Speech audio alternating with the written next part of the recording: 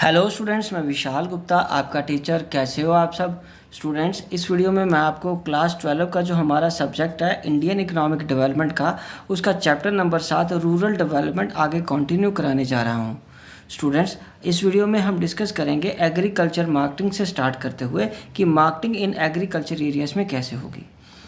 After harvesting, the farmers need to assemble their produce on the farm, process it, grade it, package it, and store it before it is finally brought to the market for sale.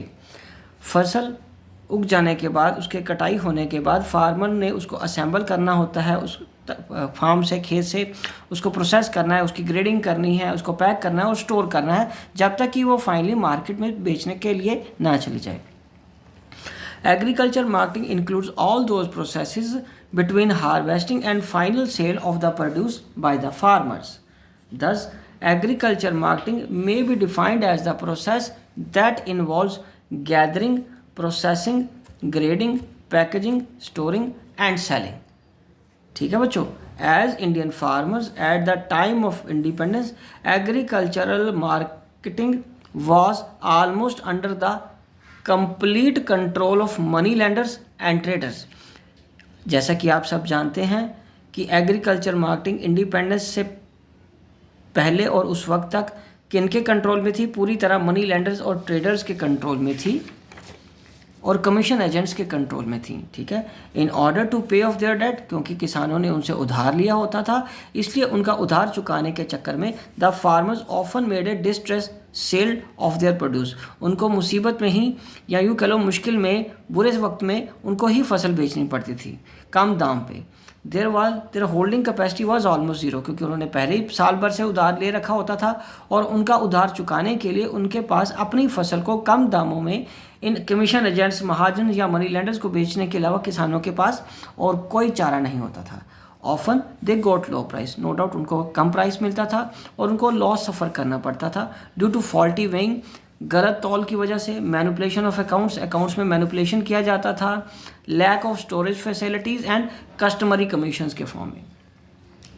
Farmers also lack the required information, किसानों को वो information भी नहीं होती थी कि market में क्या प्राइस चल रहा है, which further force them to sell their produce at a low price, जो उनको और मजबूर कर देता था कि फसल को कम दाम में बेचने के लिए, क्योंकि उनको कोई जानकारी ही नहीं कि उनकी फसल का एक्चुअल में दाम ज़्यादा है या वो किस रेट पे बेचे, सही दाम पे। All these factors make it important that state intervenes in the agriculture market to regulate the activities of private traders। इसलिए सरकार को मध्यस्थता करनी पड़ी, बीच में आना पड़ा, इंटरवीन करना पड़ा एग्रीकल्चर मार्केट्स को रेगुलेट करने के लिए प्राइवेट ट्रेडर्स के हाथों से। ठीक है जी। अब हम आगे डिस्कस करेंगे measures initiated by the government to improve marketing system. सबसे पहले हम बात करेंगे मार्केट्स। उन्होंने रेगुलेट किया मार्केट्स, और सरकार ने regulated markets have been established where sale and purchase of the produced is monitored by the market committee comprised of representatives of government, farmers and traders की। ठीक है बच्चों। और उसके बाद provisions of physical infrastructure, better facilities like transportation, storage and processing units are made, ताकि वो अपने फसल को संभाल सकें और उनका अच्छा दाम उनको समय आने पे मिल सके। Cooperative agriculture marketing societies, now farmers find themselves better bargainer in the market, getting better price of their produce through collective sale. Policy instruments क्या बनाएंगे? मिनिमम सपोर्ट प्राइस, ताकि कम से कम उनको उनका कॉस्ट प्राइस और मेंटेनेंस के लिए पैसा मिल सके। और maintenance of buffer stock, buffer stock का मतलब क्या होता है? Minimum level of stock. और राइस, व्हीट और राइस का बफर स्टॉक में बनाना शुरू कर दिया फूड कॉरपोरेशन ऑफ इंडिया ने। इससे क्या हुआ कि उनसे फसल लेके इस यहाँ स्टोर किया जाता था फूड कॉरपोरेशन ऑफ इंडिया द्वारा। ठीक है जी। Distribution of food grains through PDS, distribution किया गया फूड ग्रेन का पब्लिक डिस्ट्रीब्यूशन सिस्टम द्वारा। और अगला पॉइंट है बच्चे, alternative marketing channel are of direct sale by farmers to the farmers is one such channel. Now big companies are offering advance payment to the farmers to supply farm products at predetermined rates। ठीक है जी। बड़ी बड़ी कंपनियों ने offer किया advance payments को farmers को, ताकि वो उनको प्री डिटर्मिन रेट्स पे ही फसल को पहले ही बुक कर लिया उनसे। ठीक है जी, अब हम आगे बात करेंगे agricultural diversification and market risk. Agriculture diversification refers to reallocation of some farms productive resources into new activities और क्रॉप्स रिड्यूसिंग मार्केट रिस्क। मतलब कि वो सिर्फ एक जगह पे ही या एक फसल पे ही निर्भर ना रह के डाइवर्सिफाई करें, अलग अलग एक्टिविटीज़ करें या अलग अलग फसल को उगाएं, because price of all such crops में नॉट ड्रॉप, क्योंकि सारी फसलों का दाम एक दिन में ही या एक समय पे ही कम नहीं हो जाएगा। अगर एक फसल का दाम उनको अच्छा नहीं मिला तो दूसरी फसल उनको अच्छा दाम दे सकती है।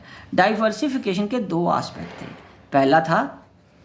पहला पॉइंट है डाइवर्सिफिकेशन ऑफ क्रॉप प्रोडक्शन और दूसरा डाइवर्सिफिकेशन ऑफ प्रोडक्शन एक्टिविटीज़।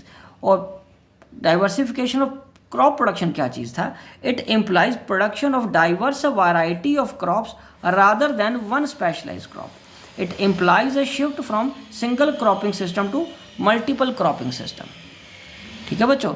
और उसके बाद diversification of production activities calls for shift from crop farming to other areas of production activities or other areas of employment like animal husbandry।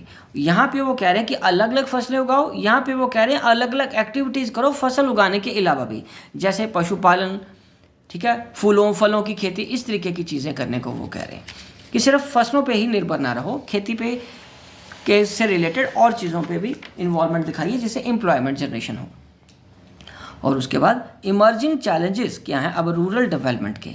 बच्चों rural development के जो emerging challenges हैं वो है diversification of productive activities and organic farming. सबसे पहले हम discuss करेंगे डाइवर्सिफिकेशन ऑफ प्रोडक्टिव एक्टिविटीज़ क्या है। पहला है एनिमल हस्बेंड्री, जिसको कि हम ऑल्सो लाइव स्टॉक फार्मिंग भी कहते हैं, और दूसरा फिशरीज़ और उसके बाद हॉर्टिकल्चर। ठीक है बच्चों, फिशरीज समझते हो, मछली पालन, और हॉर्टिकल्चर फलों फूलों सब्जियों की खेती। और उसके बाद दूसरा इमर्जिंग चैलेंजेस क्या आ रहा है? ऑर्गेनिक फार्मिंग का। Relying upon the use of organic input for cultivation, organic farming is a system of farming that restores, maintains and enhances the ecological balance. Organic farming is deeply linked with the sustainable development. In fact, organic farming and sustainable development go hand in hand. Why organic farming? Discards the use of non-renewable resources and environment friendly. और ये environment friendly भी होता है। Okay बच्चों, चलिए अब हम आगे डिस्कस करते हैं। इसका third point sustains soil fertility, ये सॉइल की फर्टिलिटी को बना के रखता है। और चौथा पॉइंट है इसका हेल्थियर एंड टेस्टियर फूड। ठीक है बच्चों। और फिफ्थ पॉइंट है inexpensive technology for the small and marginal farmers. तो गाइज ये हमारे फ़ायदे थे ऑर्गेनिक फार्मिंग क्यों करनी चाहिए। ठीक है जी, ये इस पॉइंट्स के साथ ये टॉपिक तो कंप्लीट होता है और ये वीडियो भी यहीं कंप्लीट करता हूँ, ये चैप्टर भी इसके साथ कंप्लीट हो जाता है। एंड आई होप कि आपको ये अच्छी तरह समझ आ गया होगा। आप इसी तरह मेरे चैनल को सब्सक्राइब करके वीडियोज़ देखते रहिए और अपना कोर्स कंप्लीट करते रहिए। Wishing you good luck.